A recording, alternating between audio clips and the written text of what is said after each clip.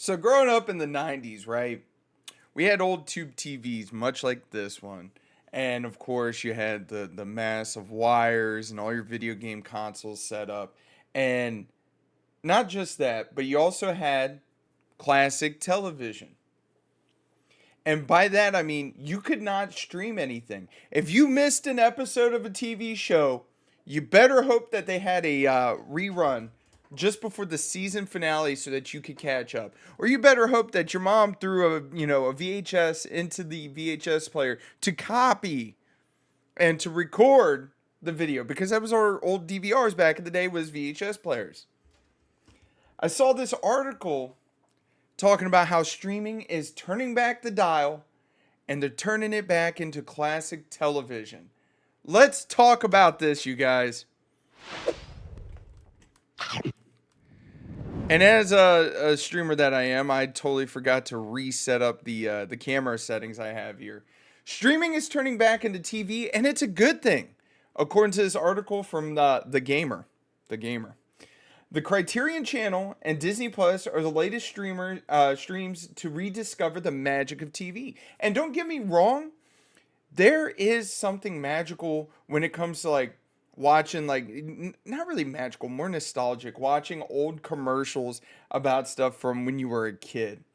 In the past 15 years, in the past 15 years have broken TV and movies into in some fundamental ways. Movies often felt like TV, and the MCU made franchise filmmaking far more episodic and TV like, often like a limited series spread in 2 hours worth of the story over six. Streaming arrived, and with it, a new business model, which I agree. Don't get me wrong, because back in the day, I was actually one of the ones that was like, yo, check out Netflix. And I actually got Netflix for my Xbox in 2008.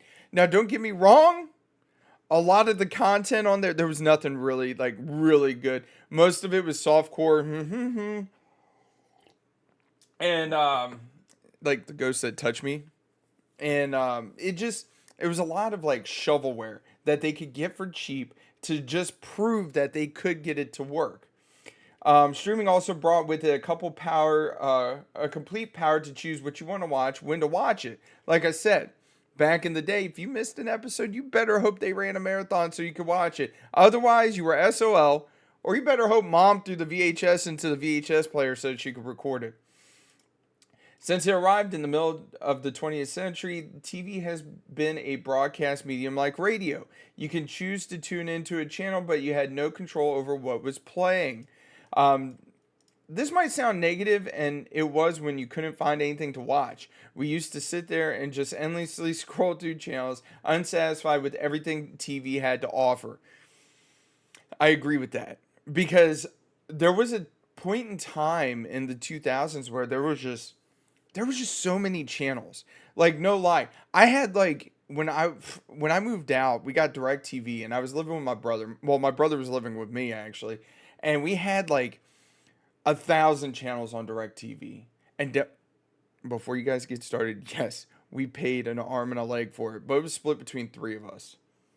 And with that being said, there were so many channels. Like, why do I need to have fucking Nickelodeon East Coast, Nickelodeon West Coast, Nickelodeon Moscow? I swear to God, there was like 5 different Nickelodeon channels, like all for different time zones. Same with Cartoon Network. If like you missed something, that was the beautiful part. You could go and like well, basically back in time by going over to the Disney Channel or Cartoon Network for the West Coast and be able to watch it there.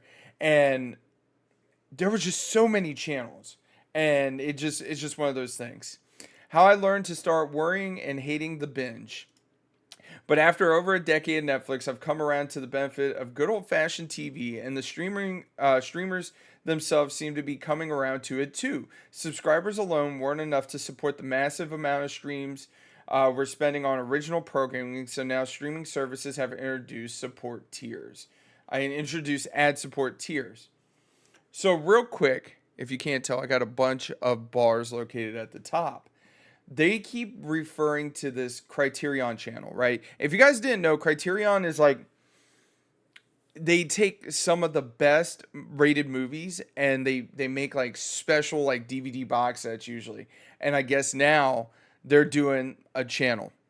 So for this channel, they're charging an annual fee of $99 a year or $11 a month.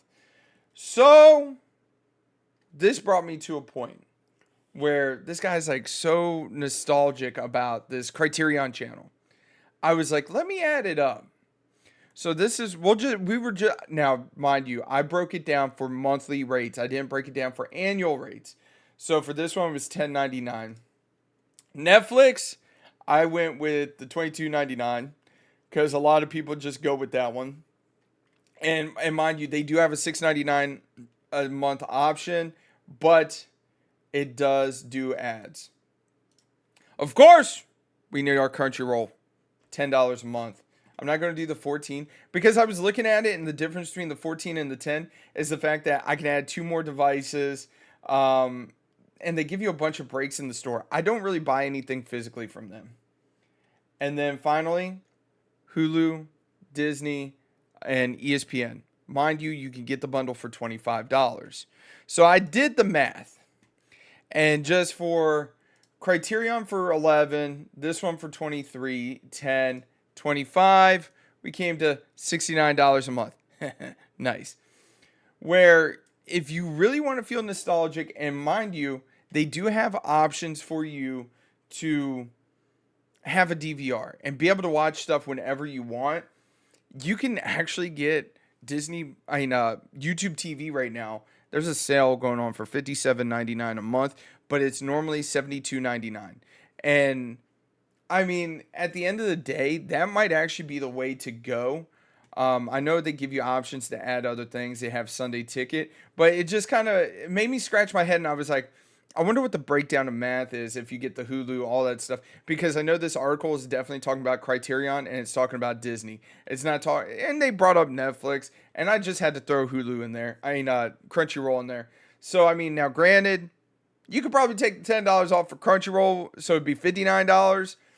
But I mean, if you want TV, you might as well go with YouTube TV then. Let's get back to the article. As more companies got into the game, they inundated the market with options, and they couldn't all win. This led to some consolidation, and now you can get Disney Plus and Hulu bundled together, like a cable package in the United States. So the problem with this is they neglect to say and let you know that the reason why Disney Plus and Hulu are bundled together now is because they're owned by the same company now.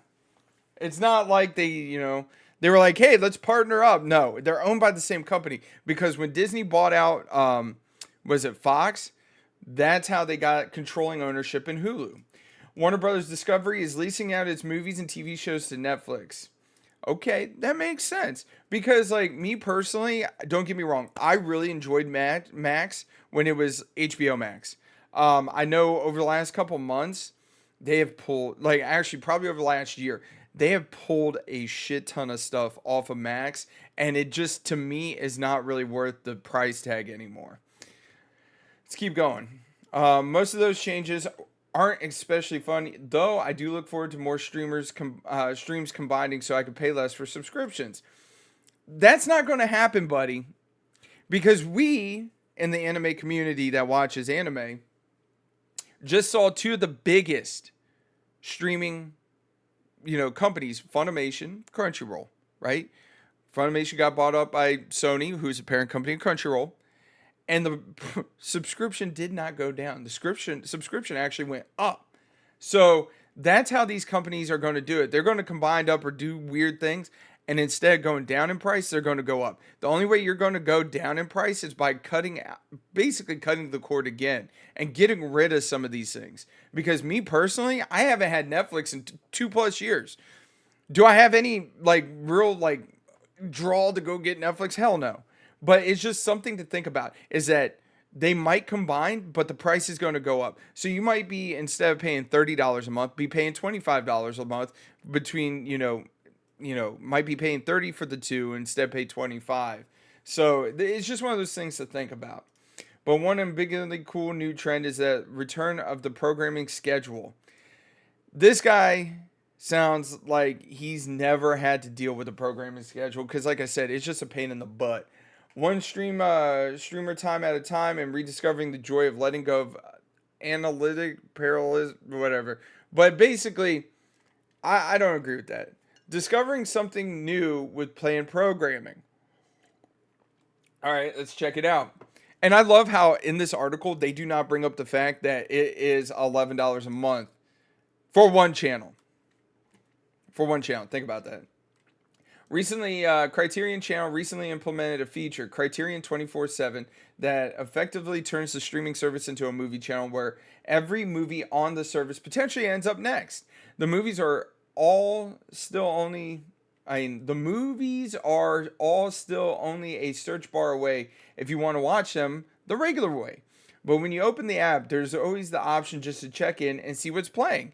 And I mean, me personally, I'm kind of surprised they haven't been doing this from the get go, because I guarantee you it's not that hard to set it up. I had done this a few times before the weekend. I don't care. Downside of 24/7 content. This is an experience I miss having. When I was a kid, catching some cool stuff on TV was always a good time. In the same way, it's more fun to randomly hear a song you love on the radio and then when it's in your queue playlist. Technology moves forward from this. DVD box has made it easier to access every episode in a series. And then the DVR paved the way for streaming buffets, collecting all your episodes of your shows in a menu where you can pick them and choose. But before any of those things, I just watch TV like I like it. So this is one thing I feel like being in this digital age has really hurt a lot, is that back in the day, you were subject to wherever the hell was on. You couldn't just pick and choose. And I feel like that has really hurt a lot of like TV shows, movies, and stuff like that, because people go back to what they're comfortable with. So, how many times are you going to watch The Office? How many times are you going to watch Friends or The Big Bang Theory? But is it going to lead you to watching other like TV shows, or is it going to lead you to watching and checking out other things? I mean, it's just like having the auxiliary cord and playing whatever you want on your iPhone. It doesn't allow for you to potentially find new and better bands, new and better TV, new and better, movies and stuff like that. It kind of keeps you in the same box, if that makes any amount of sense, and you're just kind of stuck. Going full screen. I'm done with this article. So,